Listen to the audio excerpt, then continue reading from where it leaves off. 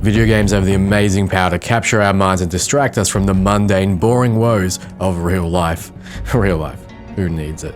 A wholly underrated discipline is sound design. Everyone focuses on graphics, the flashy Justin Bieber of the video game jigsaw piece, but games are made, or broken, because of audio. So today we're going to count down the top voted 20 music tracks or theme songs in video games. Music is always subjective, so tell me below in the comments what your favorites are. Before we start, just mentioning a few of your favorites might be missing. We had to take down the original video because it contains some very particular Nintendo songs. You know how Nintendo are. I'll mention what those were at the end of the video, so turn up your sound and let's get right into it. Listen!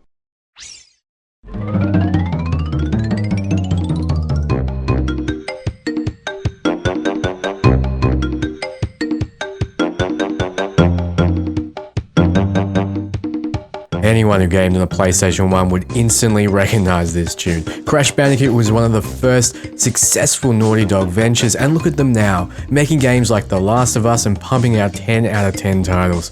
Crash Bandicoot's theme was composed by Mancell and captured the quirky Australian setting that you'd help a tornado-powered marsupial conquer.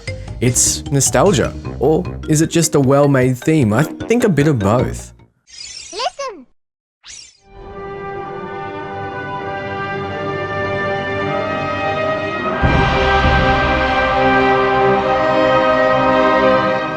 A lot of us spend more time in the character selection screen of Diablo 2 than we care to admit.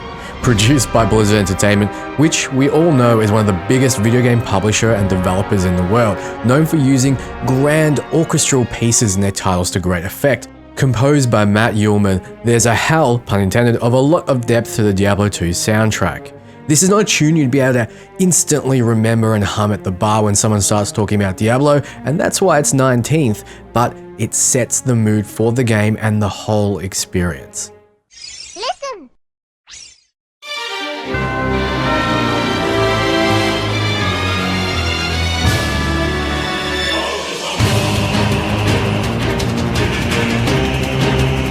Smash Brothers was a Nintendo nostalgia love affair, filled to the brim with our favorite characters, places, and soundtracks. It therefore would be hard to lock down what we love the most, but when you really think about it, it isn't. Nintendo fans who hear the Final Destination soundtrack instantly think of Smash Brothers. Produced by Eriko Sakurai, this track did something that Nintendo themes had not done before. It included human harmony. It goes without saying that this was unique and magical, capturing the feeling that powers are clashing.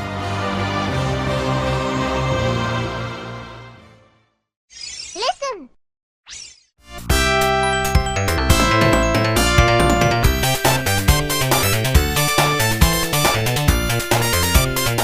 Back in the day, Sonic the Hedgehog was actually a great series. No, really, it was. It was fun, it was fast, it had a great soundtrack. It's usually Sonic's Green Hill Zone theme that gets all the attention though, but frankly, Emerald Hill Zone is just better. This track captures all the nostalgia of the 90s with a dash of Go Fast mixed in. Composed by Masato Nakamura, this track has me wanting to spin down a hill and jump on robot animals.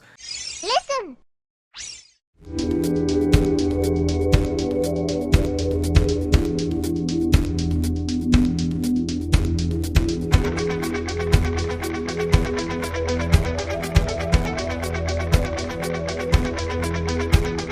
This is one of the more obscure choices. Mass Effect 1 was one of the best games of all time, a fantastic narrative-driven title where morality, choices, and consequences had you so emotionally invested that when you reach the end, when you overcome everything and save the galaxy, you are met with one of the most perfect end credit songs in the history of gaming. Anyone who has played Mass Effect 1 will tell you that it hit just the right spot, but those looking in, not having played the title, may have a raised eyebrow. To those people I say, go experience it right now. The music was composed by Jack Wall and Sam Hulick, who made the auditory experience the whole way through the game both immersive and memorable.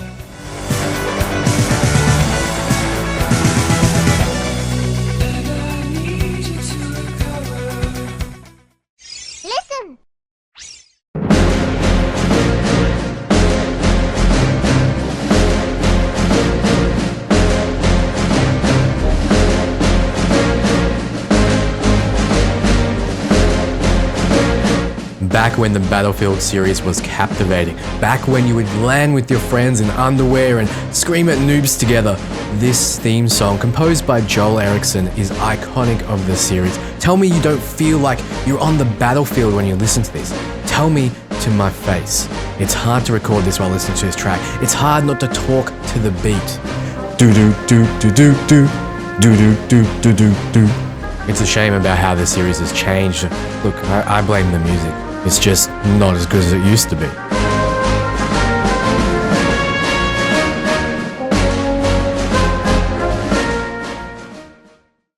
Listen.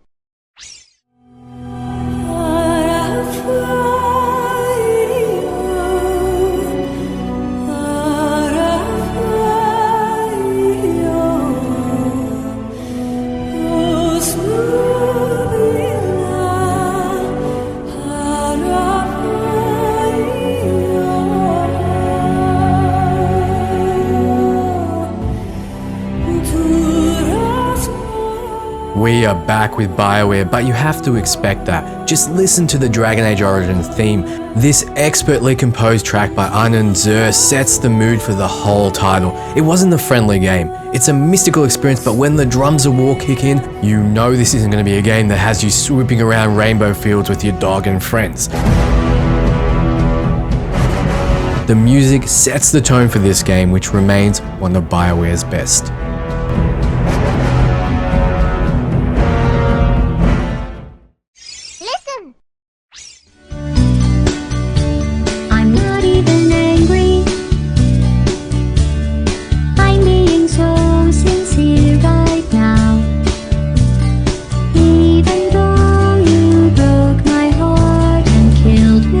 If Mass Effect 1's ending theme was the bee's knees, then Portal's ending song is the sweet, sweet honey. Though it didn't capture the same emotion, it had people talking, giggling, and brought a smile to those who got through the well-crafted, Valve-produced puzzle platformer. Written by Jonathan Coulton, the song had you thinking sequel. I mean, the final boss is still alive after all.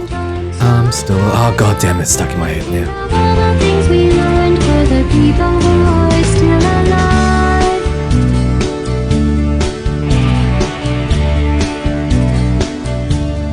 Go ahead and leave me.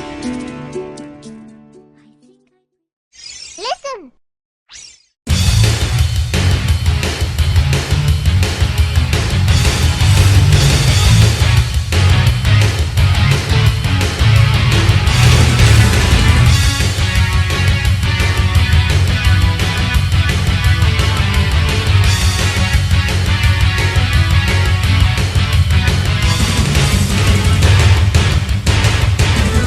Go back to a time where muscle-bound, testosterone jerks could be superheroes. Back to a time where paying women to flash their breasts in a video game was popular culture. A time where no one bitched about games they weren't going to play anyway. Duke captures the nostalgia of the 90s action hero fantasy.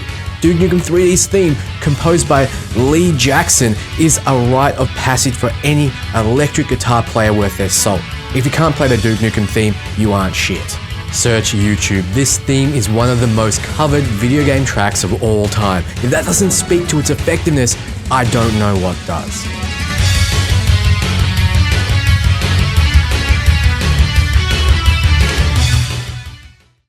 Listen.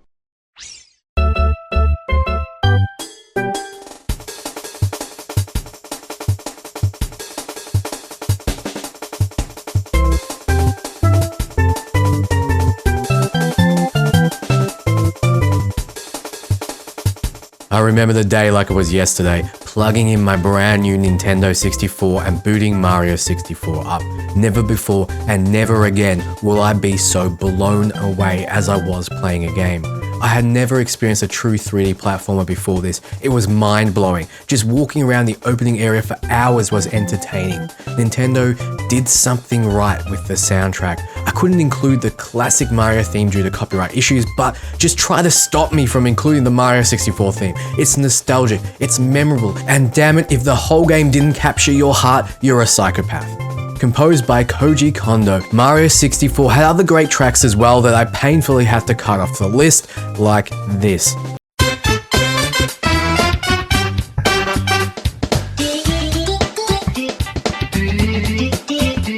Bob-omb Battlefield. Remember starting up the first level of Mario 64 and hearing this track.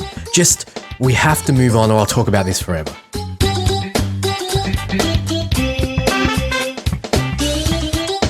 Listen.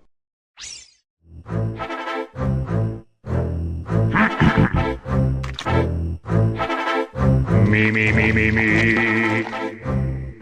I am the great mighty Pooh, and I'm going to throw my shit at you. For a 90s game, Conkers Bad Fur Day was extremely controversial. It had swearing, it had poo, it had blood, and it had a mature rating. Conker was a cute squirrel, destined to be in a children's-friendly platformer until Rare said, nah, stuff it, and scrapped the script and made him swim through shit and vomit instead. The game was riveting, hilarious, and a real underrated and underappreciated Rare title. Some say this was the final title of Rare's glory days, a fitting send-off. A game with dry British wit mixed in with toilet humor during the end of the Nintendo 64's life cycle. It wouldn't be a Rareware game without a fantastic soundtrack. The absolute standout moment that everyone remembers the game for is the Great Mighty Pooh battle. He emerges out of the ground and sings a soprano as he tries to drown you in his own shit. Composed by Beanland. Is that a joke name? No? Really? Composed by Beanland, this piece was genius. Never before has a game done what Conkers Bad Fur Day did with this fight, and never again as well. This is one of the most iconic video game songs of all time. Now that's what I call a bowel movement. Listen.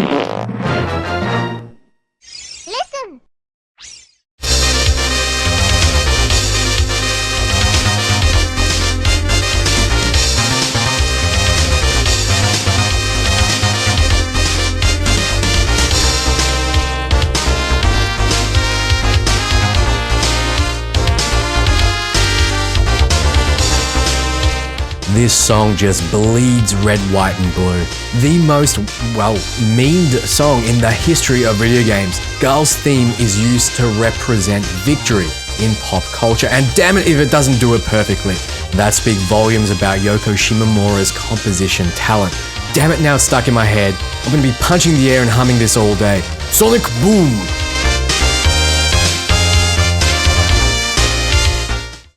Listen.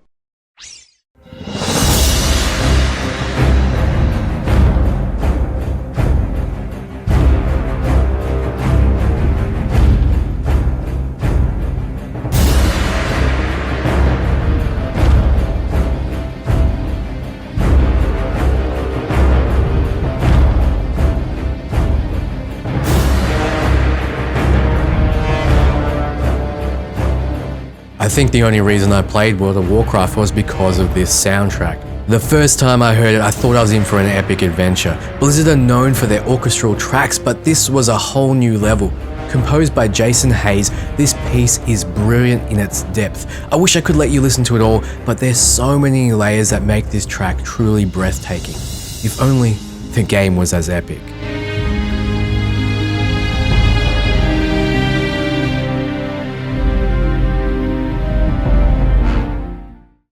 Listen.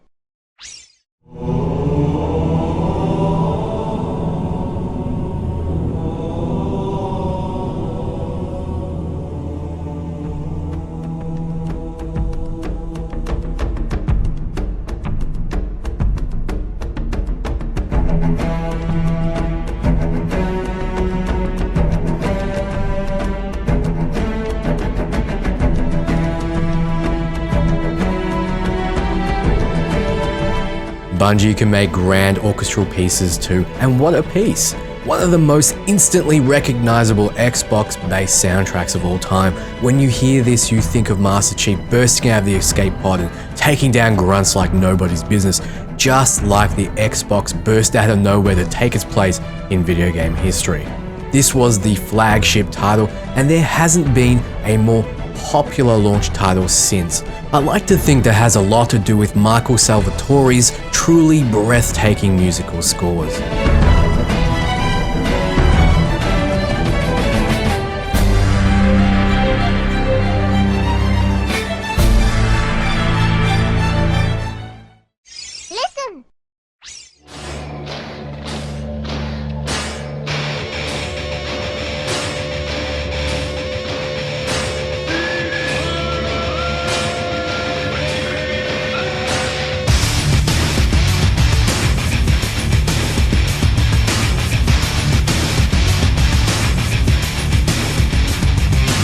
Gone are the days of real-time strategy games, days of clashing armies, internet cafes, and terribly acted single-player campaigns. EA recently announced a Command & Conquer game. Fans stood up in anticipation for it to be a shitty mobile adaptation that sucked the soul out of the series.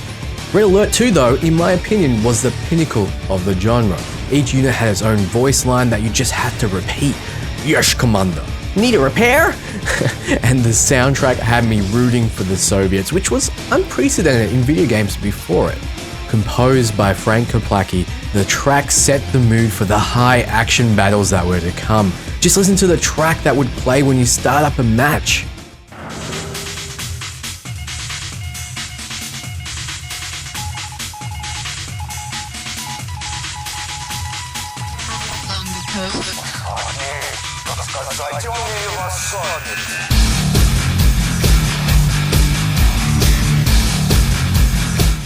Goddamn, the whole game had an epic feel to it. A feel they tried to repeat in Red Alert 3 and failed. This is the game at the heart of its genre, suspended in the timeline of video game history that will never be the same again. Listen.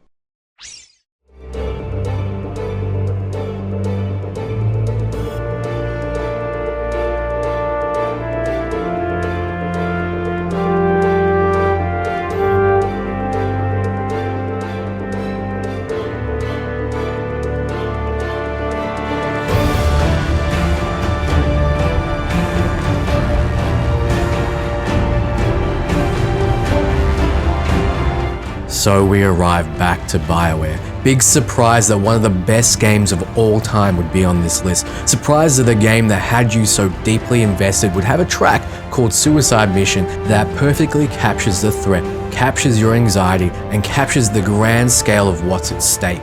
All of your crew, which you built an emotional connection with, can die. The universe can be destroyed and the only thing stopping that is you. Composed by Jack Wall, this epic orchestral piece represented the culmination of everything you worked hard for during the game. It's nostalgic, it's epic, it's catchy, and it makes a great game even better. There's not much else to say. Go play the game if you haven't.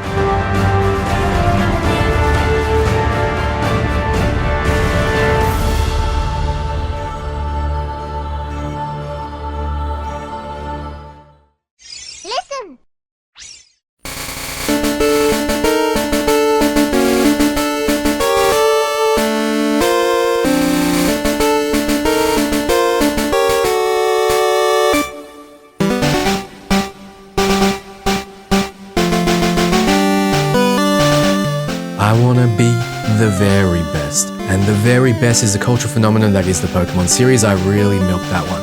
Look, it's hard to lock down just what the best track is, but damn if this series hasn't nailed some of the most iconic music in video game culture. The Pokemon Red and Blue soundtrack was composed by Junichi Masuda, but since then, many versions have come out, either through fans or through other Nintendo titles such as Smash Brothers. Walking around tall grass had you popping your head and humming along. Battling wild Pokemon had you leaning forward and spamming the A button to the rhythm. The game is an icon and the soundtrack deserves special praise. Listen.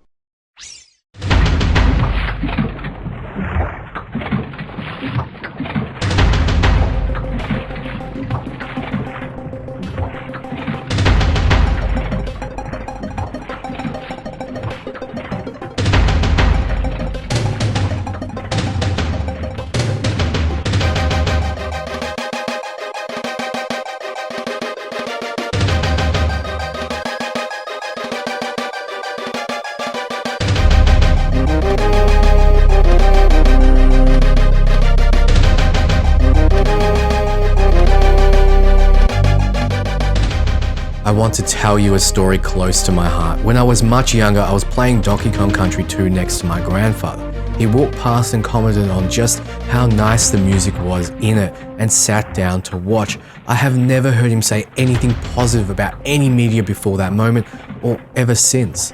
It was Lockjaw's Saga playing during one of the water levels.